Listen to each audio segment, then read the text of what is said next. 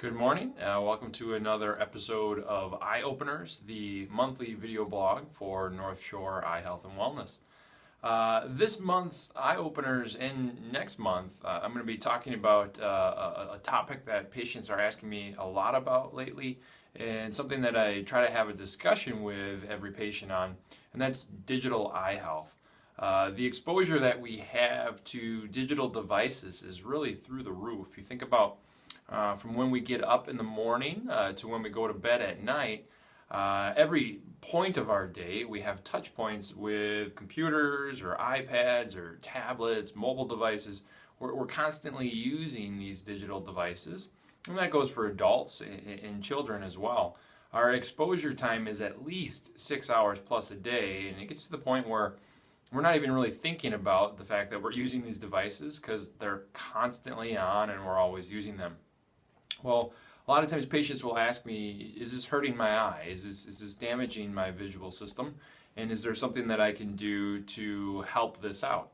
The answer is we don't really know, but there are some things you can do to help it out.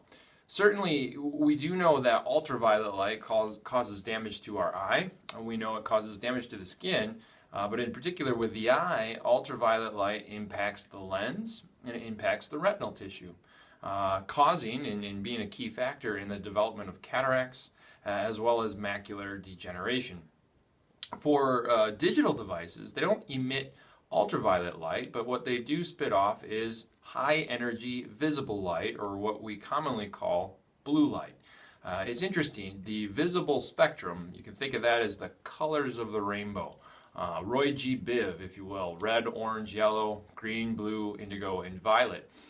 We are exposed to the whole visible spectrum throughout the day, but in particular digital devices, they spit off the blue, indigo, and violet portion of the spectrum.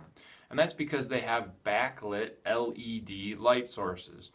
We see these not only in our digital devices, but also now in increasing frequency in fluorescent lighting, as well as the lighting that we have in our homes. We know that backlit LED lighting is very energy efficient, costs us very, very little, and those lights last a really long time. So very, very commonly used. But in relation to eye health, that high energy visible light is potentially damaging to our eye.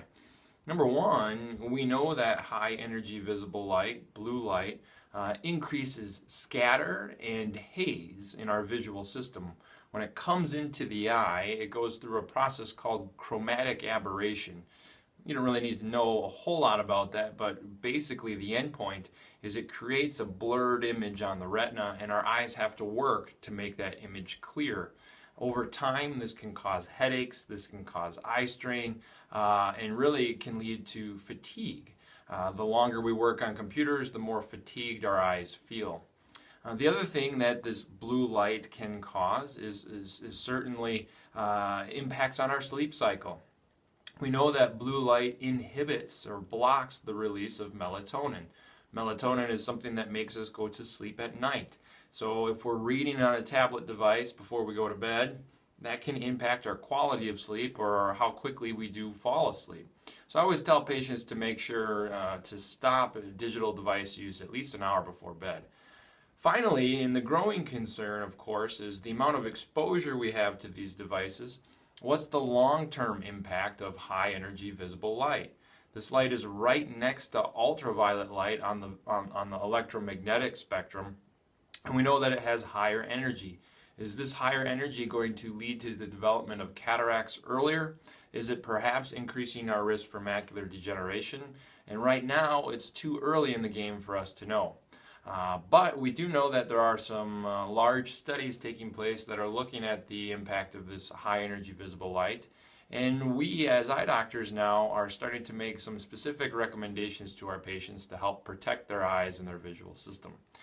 Tune in next month and we'll talk a little bit more about blue light, who's at the greatest risk for impact from blue light, although most of you can probably think of a few people in your life that are at great risk. And then what can we do to help protect our eyes and visual system, because certainly digital devices are not going away. So thanks for joining me this month. I look forward to talking to you more about blue light next month. Bye-bye.